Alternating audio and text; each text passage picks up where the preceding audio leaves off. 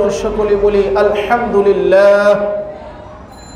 অতঃপর লক্ষ কোটি দরুদ ও সালাম বর্ষিত হোক সাইয়্যিদুল মুরসালিন খাতামান নবিয়্যিন, সর্বশেষ নবী, সর্বশ্রেষ্ঠ নবী, আমাদের প্রিয় নবী মুহাম্মদুর রাসূল সাল্লাল্লাহু আলাইহি ওয়াসাল্লামের উপর আল্লাহুম্মা সাল্লি আলাইহি আল্লাহুম্মা বারিক আলাইহি।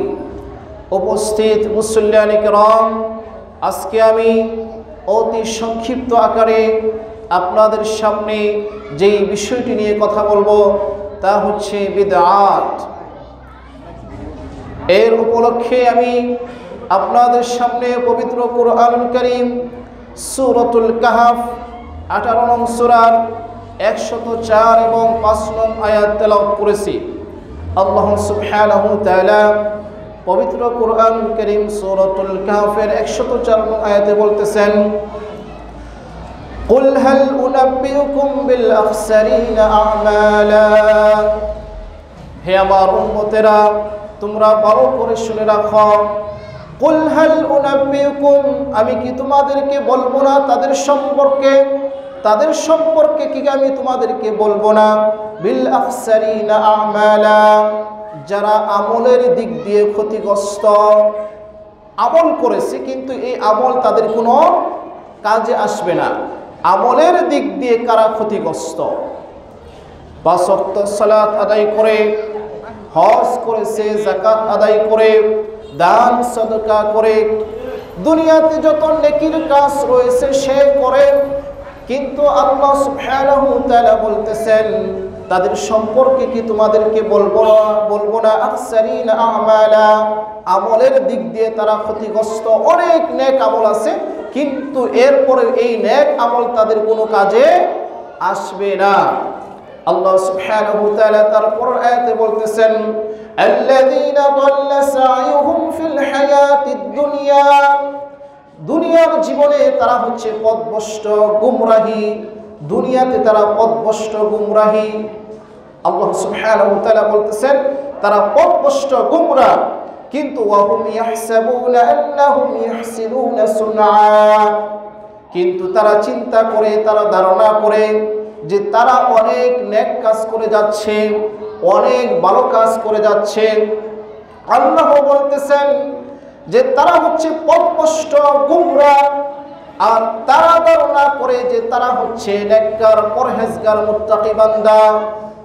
এখনো যদি আমরা সমাজের দিকে তাকাই, আমাদের দেশের দিকে তাকাই, তাহলে লক্ষ্য করতে পারব লক্ষ কোটি মানুষ রয়েছে যারা আমলের দিক দিয়ে ক্ষতিগ্রস্ত, গুমরাহ, পথভ্রষ্ট, কিন্তু তারা নিজেরা কল্পনা করে, নিজেরা ধারণা করে যে তারা হচ্ছে নেককার, পরহেজগার, মুত্তাকি বান্দা।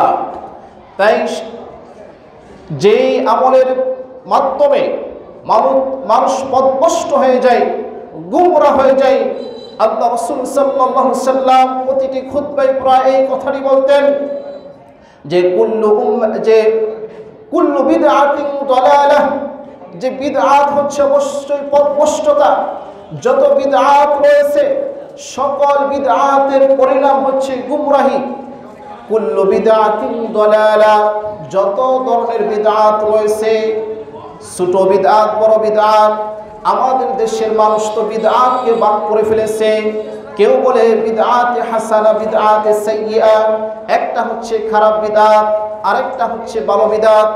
এভাবে যত ধরনের বিদআত রয়েছে আল্লাহ রাসূল সাল্লাল্লাহু আলাইহি সাল্লাম বলতেছেন কুল্লু বিদআতিন দালালাহ, সকল বিদআতের পরিণাম হচ্ছে পথভ্রষ্টতা, গুমরাহি। আর কুল্লু দালালাতিন ফিন্নার, আর সকল গুমরাহির পরিণাম হচ্ছে জাহান্নাম। সকল বিদআত, পথভ্রষ্টতা, গুমরাহি, আর যত বিদআতকারী রয়েছে, যত পথভ্রষ্টতা ব্যক্তি রয়েছে, তাদের পরিণাম হচ্ছে জাহান্নাম, এতে কোনো সন্দেহ নেই।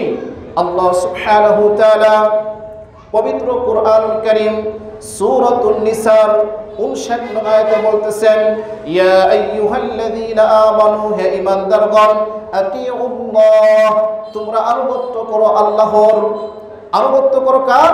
আল্লাহর, ওয়া আতিউর রাসূল এবং রাসূলের আনুগত্য করো। আল্লাহ এবং আল্লাহ রাসূলের আনুগত্য করতে বলতেছেন আল্লাহ সুবহানাহু ওয়া তাআলা। তারপর বলতেছেন ওয়া উলিল আমরি মিনকুম, এবং তোমাদের অধীনস্থ যারা আমির থাকবে, তোমাদের অধীনস্থ যেই নেতাগুলি থাকবে তাদের আনুগত্য করবে।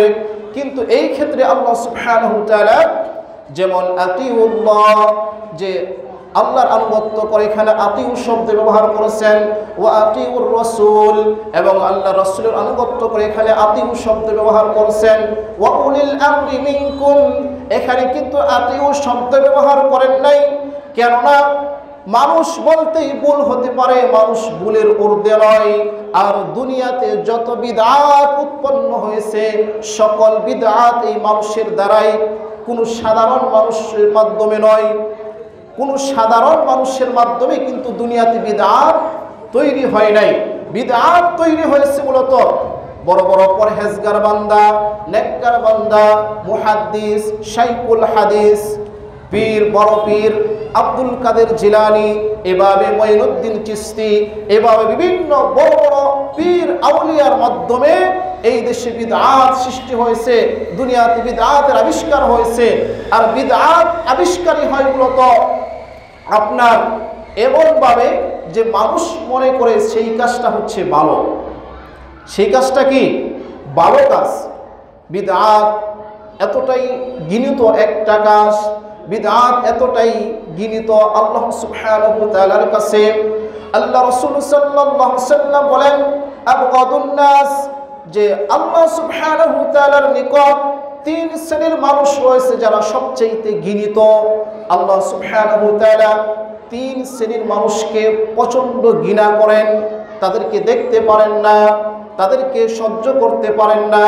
সেই তিন শ্রেণী মানুষের মধ্যে এক শ্রেণীর মানুষ হচ্ছে যারা বিদআত আবিষ্কার করে মুসলিম সমাজে বিদআতকে সরিয়ে দিতে চায়। এদেরকে আল্লাহ সুবহানাহু ওয়া তাআলা ঘৃণা করেন, তাদেরকে পছন্দ করেন না।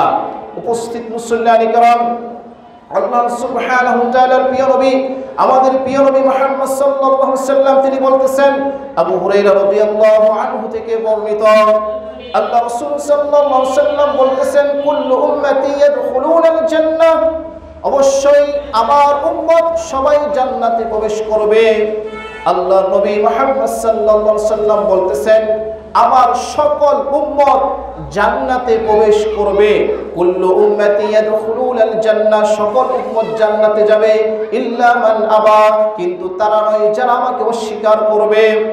আল্লাহ রাসূল সাল্লাল্লাহু আলাইহি ওয়াসাল্লাম বলতেছেন, আমার প্রতিটি উম্মত জান্নাতে প্রবেশ করবে, কিন্তু ইল্লা মান আবা, যে আমাকে অস্বীকার করেছে তারা জান্নাতে প্রবেশ করতে পারবে না।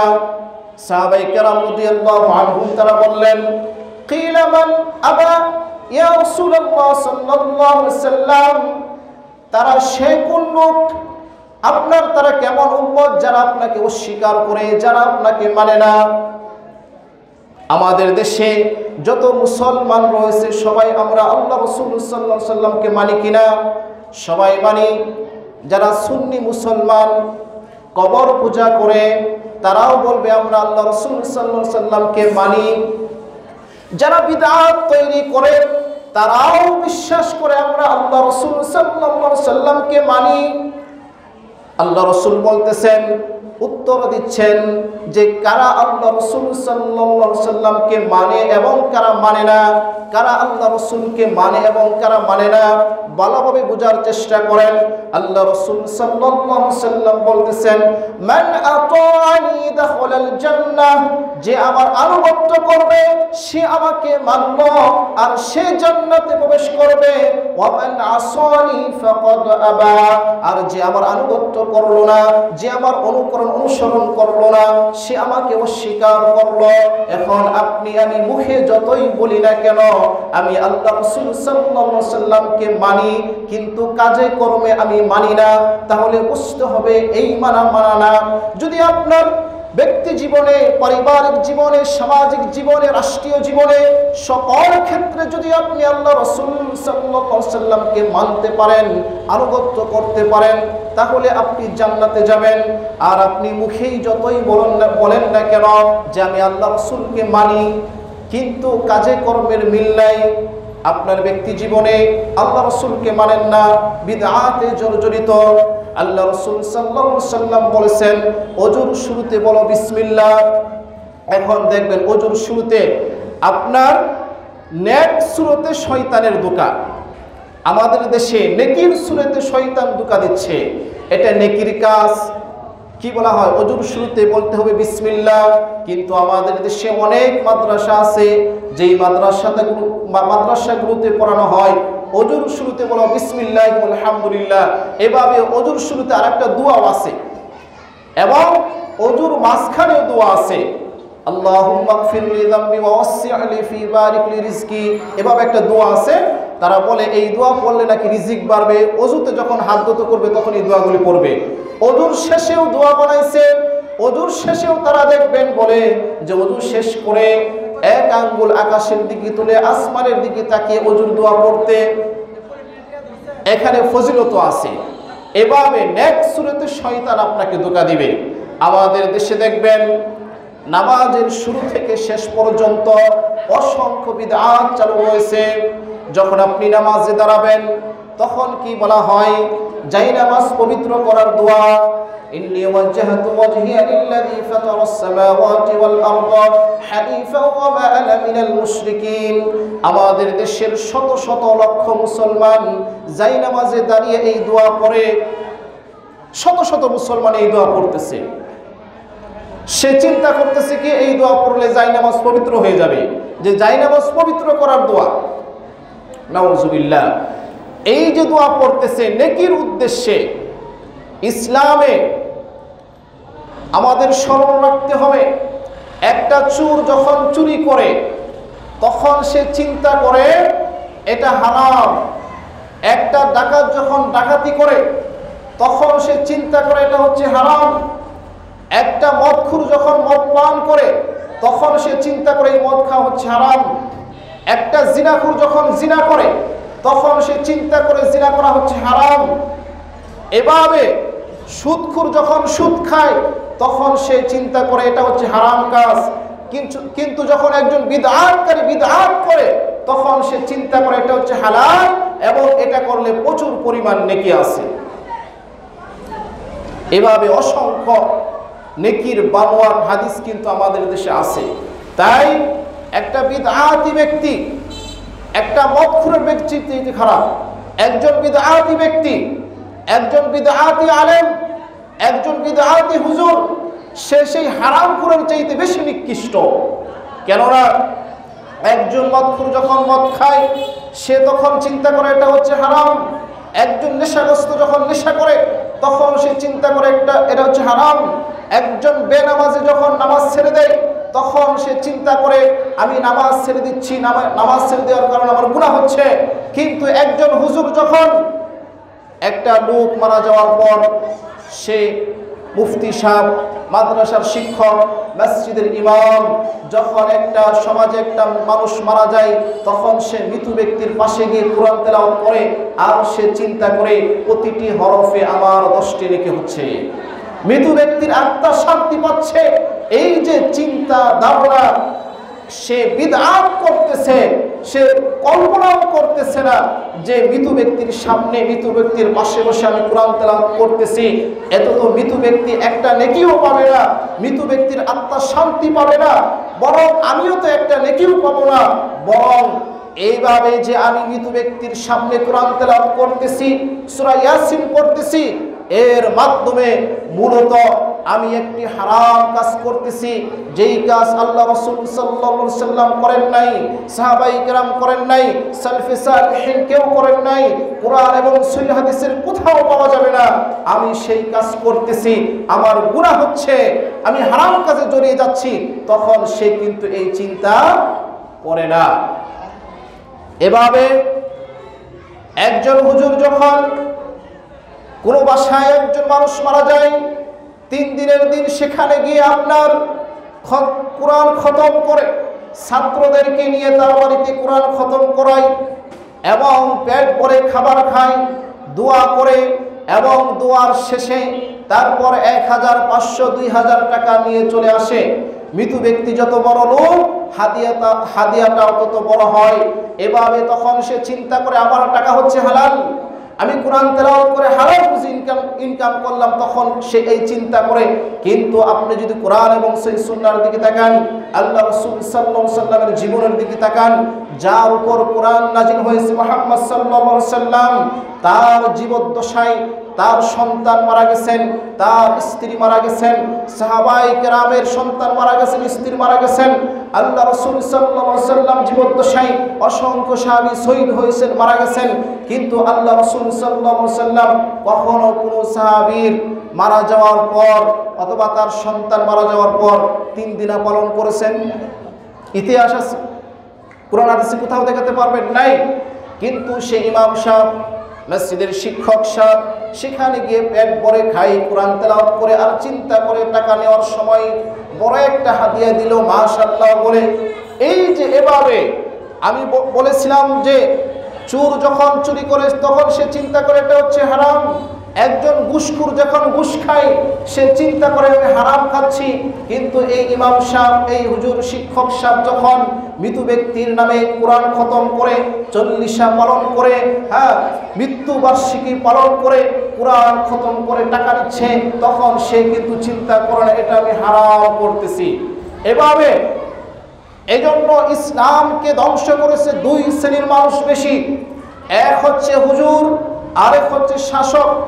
শাসকরা তাদের নিজেরা ক্ষমতায় টিকে থাকার জন্য ইসলামকে ব্যবহার করে। আরেক হচ্ছে হুজুর, আরেক হচ্ছে আলেম, যারা নিজেদেরকে সমাজে তুলে ধরার জন্য, নিজেদের টাকা উপার্জন করার জন্য ধর্মকে নিয়ে ব্যবসা করে তারা মানুষের মাঝে বিদআতকে ছড়িয়ে দেয়। এভাবে যখন সমাজে একটা মানুষ মারা যায় তখন এক শ্রেণীর মানুষ খুশি হয়ে যায়, কারণ এই লোক মারা গেছে, 3 দিন পরেই তো দাওয়াত আছে, 3 দিন পরেই দাওয়াত আছে, আবার 40 দিনের দিন অনুষ্ঠান আছে, আবার মৃত্যুবার্ষিকী তো আছেই, এভাবে চলতেই থাকবে, চলতেই থাকবে। এভাবে তারা খুশি হয়ে যায়। এভাবে বলতেছিলাম যে আল্লাহ রাসূল সাল্লাল্লাহু আলাইহি সাল্লাম যেটা করেন নাই, আমরা যদি সেটা করি সেটাই হচ্ছে বিদআত। আমাদের সমাজে এভাবে নামাজের শুরুতে বিদআত রয়েছে বললাম, এভাবে দেখবেন নামাজের শেষেও বিদআত রয়েছে। নামাজের শেষে কি বিদআত রয়েছে? আসসালামু আলাইকুম ওয়া রাহমাতুল্লাহ, আসসালামু আলাইকুম ওয়া রাহমাতুল্লাহ, আল্লাহুম্মা আনতাস সালাম ওয়া মিনকাস সালাম তাবারাকতা ইয়া যাল জালালি ওয়াল ইকরাম। এটা পড়ে অনেক আছে, এটাও পড়ে না ভালো করে, আল্লাহুম্মা আমিন। মুনাজাত আছে না? আমাদের সমাজের আহলুল হাদিস মসজিদ ব্যতীত আর যতগুলি মসজিদে যাবেন আপনি দেখতে পারবেন সালাম শেষ, কিছুক্ষণ পরেই মুনাজাত। আল্লাহ রাসূল সাল্লাল্লাহু আলাইহি সাল্লাম এই জন্যই বলেন, যেখান থেকে আমার সুন্নত উঠে যাবে, যেখান থেকে আমার সুন্নত উঠে যাবে সেখানে বিদআত এসে দখল করবে, আর সেখানে বিদআত দখল করার পর সেখানে কিয়ামত পর্যন্ত আর সুন্নাহ প্রবেশ করতে পারবে না। যেমন আমাদের দেশে এই সালাতের পরে মুনাজাতের কারণে যাদের সমাজে এই ফরজ সালাতের পর সম্মিলিত মুনাজাত চালু রয়েছে, তাদের সমাজে দেখবেন সালাতের পর আল্লাহ রাসূল সাল্লাল্লাহু আলাইহি সাল্লাম দীর্ঘ দোয়া করতেন, আয়াতুল কুরসি পড়তেন, অসংখ্য দোয়া রয়েছে, সেই দোয়াগুলি করতেন। সহজভাবে যদি আরো বলি, সুবহানাল্লাহ 33 বার, আলহামদুলিল্লাহ 33 বার, আল্লাহু আকবার 33 বার, এইভাবে আল্লাহ রাসূল সাল্লাল্লাহু আলাইহি ওয়াসাল্লাম তাসবিহ পড়তেন। তারপর বলতেন লা ইলাহা ইল্লাল্লাহু ওয়াহদাহু লা শারীকা লাহু লাহুল মুলকু ওয়া লাহুল হামদু ওয়া হুয়া আলা কুল্লি শাইইন কাদির। আল্লাহ রাসূল সাল্লাল্লাহু আলাইহি ওয়াসাল্লাম হাদিসে বলেন, যে ফরজ সালাতের পর এই দোয়াগুলি পড়বে তার গুনাহ যদি সমুদ্রের ফেনা পরিমাণ হয়ে থাকে তাহলেও আল্লাহ সুবহানাহু ওয়া তাআলা ক্ষমা করে দিবেন। কিন্তু ফরজ সালাতের পর সম্মিলিত মুনাজাত ঢোকার পরে আমাদের সমাজ থেকে সেই সুন্নাত উঠে গেছে, সেই সুন্নাহ আর এখন আমাদের সমাজে নাই। উপস্থিত প্রিয় মুসলিম তাওহীদি জনতা, এভাবে আমাদের সমাজে অসংখ্য জায়গায় মুনাজাত প্রবেশ করেছে, অসংখ্য জায়গায় আপনার মুনাজাত প্রবেশ করে সেখানে সুন্নাহ উঠে গেছে, সেখানে সুন্নাহ নেই, সুন্নাত বরবাদ হয়ে গেছে। যেমন এখন আমাদের সমাজে প্রচুর মাহফিল হয়, অসংখ্য মাহফিল হয়। উপস্থিত মুসল্লিয়ান ইকরাম, মনে রাখতে হবে বিদআত হচ্ছে এমন একটি কাজ, বিদআত হচ্ছে এমন একটি আমল, যেই আমলটা মানুষ করে সে চিন্তা করে এই আমল করলে নেকি হবে, সে ধারণা করে এই কাজটা করলে নেকি হবে। এই যে বিদআত যখন সে করে, যেমন দেখবেন আমাদের সমাজে মাহফিল শুরুতেই এমন অসংখ্য মাহফিল হয় আমাদের দেশে প্রতিদিন। তো মাহফিল শুরুতে কি বলা হয়? বক্তা আওয়াজের শুরুতে বালাগাল লুলা বিকামালিহি কাশাফাত তুজা বিজামালিহি আসুনাদে জামিউ খিসালিহি সাল্লু আলাইহি ওয়া আলিহি। তারপর জিকির শুরু, তারপর জিকির শুরু। এই যে দরুদ পড়ল, এই দরুদ কি আল্লাহ রাসূল সাল্লাল্লাহু আলাইহি ওয়াসাল্লাম পড়েছেন? সাহাবায়ে কেরাম পড়েছেন? কেউ পড়েন নাই। কুরআন হাদিসে কোথাও নেই এই আপনার দরুদ। কিন্তু মাহফিল শুরুতে তালে তালে তাল মিলিয়ে সুর মিলিয়ে বক্তার সাথে শ্রোতা সবাই এই দরুদ পড়ে, তারপর আবার শুরু করে দিছে লা ইলাহা ইল্লাল্লাহ। জিকির শুরু হয়ে গেছে। একেবারে জিকির করতে করতে আপনার প্যান্ডেলে উঠে যায়, স্টেজে উঠে যায়। হ্যাঁ, যে জিকির করে তাকে গিয়ে একেবারে জড়িয়ে ধরে লাফালাফি করে ফালাফালি করে লা ইলাহা ইল্লাল্লাহর জিকির করে। এটা কোরআন হাদিসের কোথাও কিন্তু নেই। কিন্তু যারা করতেছে তাদের বিশ্বাস হচ্ছে কি এর মাধ্যমে আমরা আত্মশুদ্ধি অর্জন করতেছি, এর মাধ্যমে আল্লাহর নিকটে হয়ে যাচ্ছি। আমি প্রথমেই বলেছিলাম আল্লাহ সুবহানাহু ওয়া তাআলা বলেছেন যে আল্লাযীনা দাল্লা সাইহুম ফিল হায়াতিদ দুনিয়া, যে তারা হচ্ছে পথভ্রষ্ট গোমরাহী দুনিয়ার জীবনে, কিন্তু তারা কল্পনা করে, তারা ধারণা করে যে তারা ভালো ভালো নেকির কাজ করতেছে। এই জন্য মাহফিলের শুরুতে তালে তাল মিলিয়ে তারা বলতে থাকে লা ইলাহা ইল্লাল্লাহ, লা ইলাহা ইল্লাল্লাহ। একেবারে গলার জোরে লাস্টে লা ইলাহা ইল্লাল্লাহ বলে কিনা তাও বোঝা যায় না, আবার লাস্টে আল্লাহ আল্লাহ কি বলে তাও বোঝা যায় না। জিকিরের তালে তালে হু হা এটা শুধু বোঝা যায়।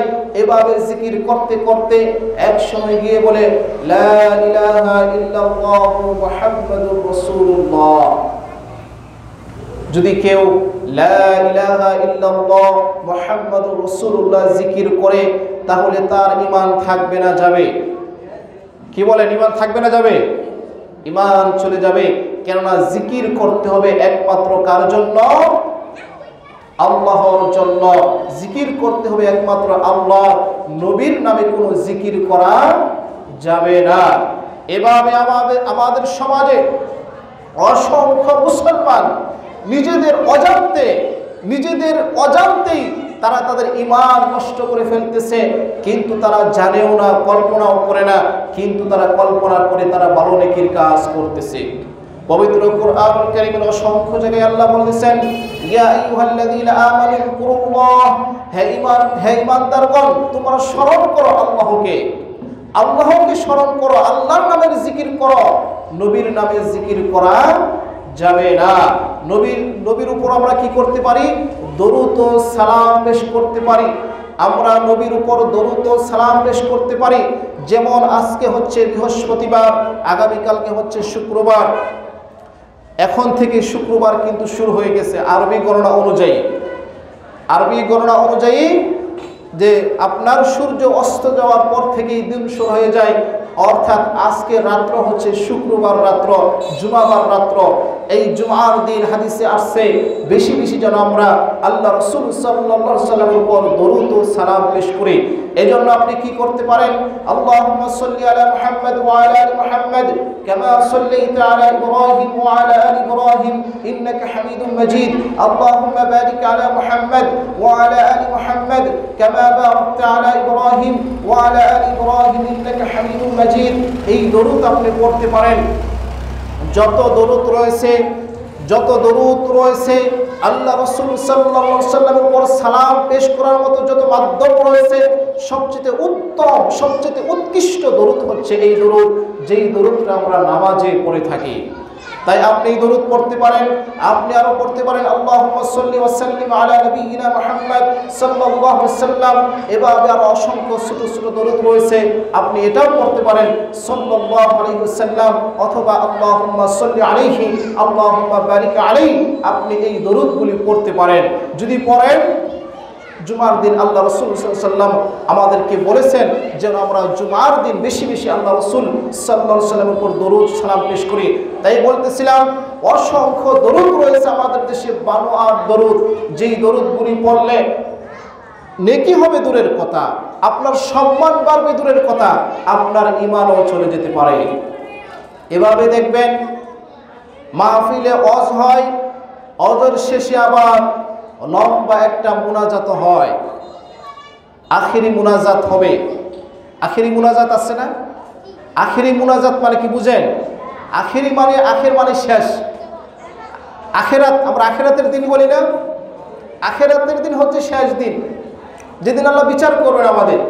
তাই আখিরি মুনাজাত মানে কি? সর্বশেষ মুনাজাত, এরপরে আর কোনো মুনাজাত নাই। টঙ্গীর মাঠে যারা আখিরি মুনাজাত করবে, বাংলাদেশে দেখবেন সমস্ত মিডিয়ায়ও এই একই কথা বলা হবে যে আখিরি মুনাজাত। এই যে আখিরি মুনাজাত যারা করতেছে তারা নিজেরাও জানে না, এই আখিরি মুনাজাতের মাধ্যমে তারা তাদের চোখের পানি ফালিয়ে দেয়। অনেকেই মন থেকে দিল থেকে কান্নাকাটি করে তারা আল্লাহর কাছে চায়, কিন্তু তারা এই যে আখিরি মুনাজাত করতেছে, যেটা আল্লাহ রাসূল সাল্লাল্লাহু আলাইহি ওয়াসাল্লাম কখনো করেন নাই, সাহাবায়ে কেরাম রাদিয়াল্লাহু আনহুম তিনি কখনো করেন নাই, তারা এই আখিরি মুনাজাতের নামে একটা বিদআত করতেছে। তাদের নিজের অজান্তেই তারা পথভ্রষ্ট হয়ে যাচ্ছে, কিন্তু তারা নিজেরা কল্পনাও করতে পারতেছে না, নিজেরা কল্পনাও করতে পারতেছে না যে আমরা নিজেরা পথভ্রষ্ট হয়ে যাচ্ছি। তাই উপস্থিত মুসল্লিয়ানে কেরাম, দিন আপনাকে আমাকে বুঝতে হবে। আল্লাহ রাসূল সাল্লাল্লাহু আলাইহি ওয়াসাল্লামের মাধ্যমে, আল্লাহ রাসূল সাল্লাল্লাহু আলাইহি ওয়াসাল্লাম যখন কোনো বৈঠক শেষ করতেন, যখন তিনি কোনো বৈঠক শেষ করতেন, এভাবে ইসলামিক মাহফিল বলেন অথবা কোনো বৈঠক ছোটখাটো যাই বৈঠক হোক না কেন, সকল বৈঠকের শেষে তিনি দোয়া করতেন, সুবহানাকা আল্লাহুম্মা বিহামদিকা আশহাদু আল্লা ইলাহা ইল্লা আনতা আস্তাগফিরুকা ওয়া আতুবু ইলাইক। তিনি এই দোয়াটা পড়তেন।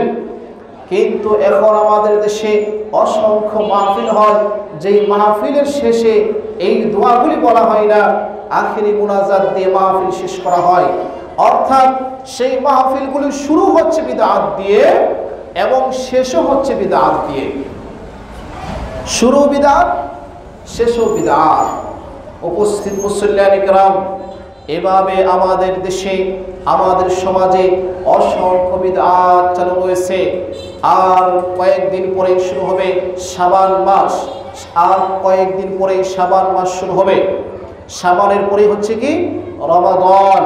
এই শাবান মাসের মধ্যেই শাবান, শবে বরাত নামে আমাদের দেশে একটা পরিচিত রাত রয়েছে, যেই রাতে আমাদের দেশের অসংখ্য মসজিদে আপনার কি প্রচার বিজ্ঞাপনের মাধ্যমে পালন করা হবে, বাংলাদেশের জাতীয় মসজিদেও পালন করা হবে। আমাদের আশেপাশে অসংখ্য মসজিদে শবে বরাত উপলক্ষে আলোচনা অনুষ্ঠান হবে, সারা রাত্র নামাজ হবে, নামাজে আলফিয়া নামে নামাজ হবে, আর অসংখ্য বিদআত হবে। এই রাত্রে আপনার দেখবেন শবে বরাত শুরু হয়ে গেলেই আপনার মসজিদে মসজিদে মাইকে আলোচনা শুরু, বিভিন্ন কথাবার্তা শুরু। আপনার শবে বরাত আসার আগ থেকেই আমাদের দেশের মিডিয়া থেকে শুরু করে একেবারে দোকানঘাট সবাই একেবারে লেগে পড়ে যায় শবে বরাত, শবে বরাত, শবে বরাত, বরকতের রাত, যেই রাত্রে ইবাদত করলে আপনার তকদির পরিবর্তন হয়ে যাবে।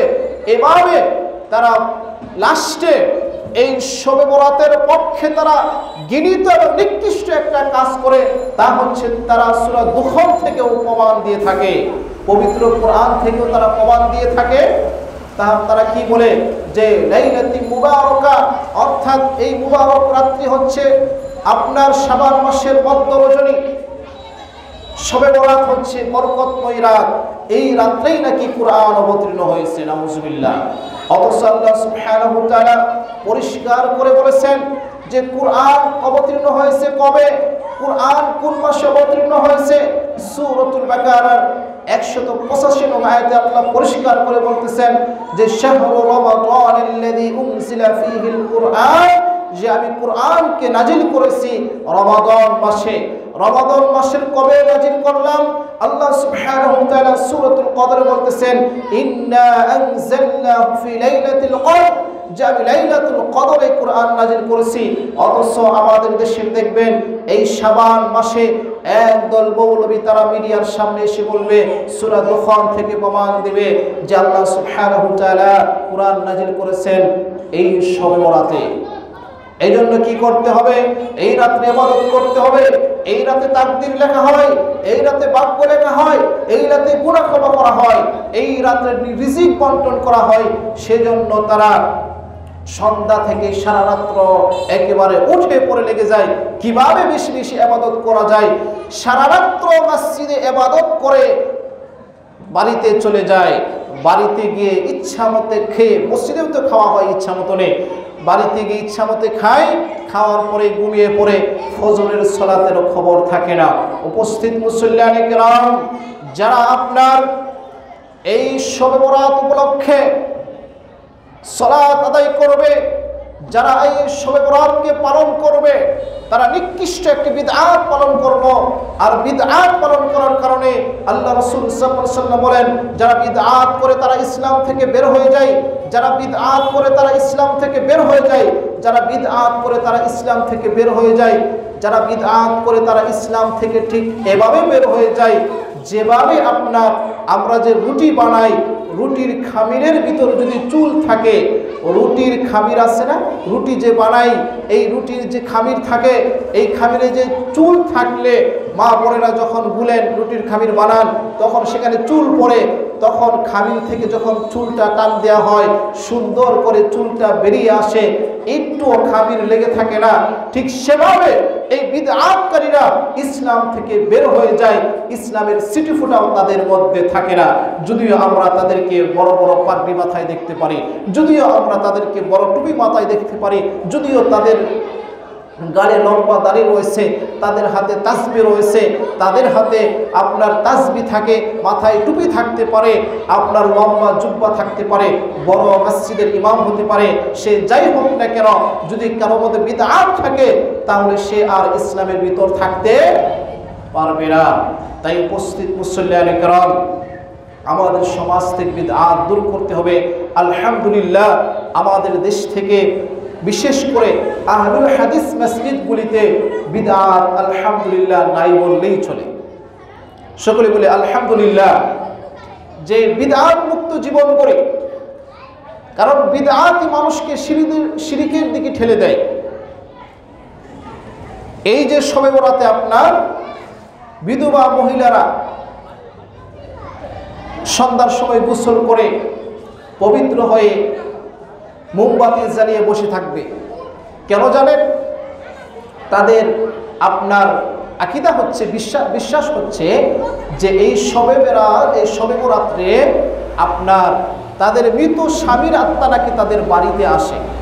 নাউযুবিল্লাহ, যে মৃত আত্মা বাড়িতে আসে, এই জন্য তারা জেগে থাকে, আপনার বসে থাকে মোমবাতি জ্বালিয়ে। কেন?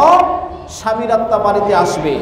এই যে একটা আপনার বিশ্বাস, এই বিশ্বাসটা কেন হলো?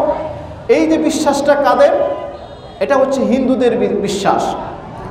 আমরা যখন মারা যাব আমাদের আত্মা ইল্লিয়িনে সিজ্জিনে, যদি আমরা নেককার হই তাহলে আলহামদুলিল্লাহ আমাদের আত্মা ইল্লিয়িনে চলে যাবে, আর যদি বদকার হই তাহলে সিজ্জিনে চলে যাবে।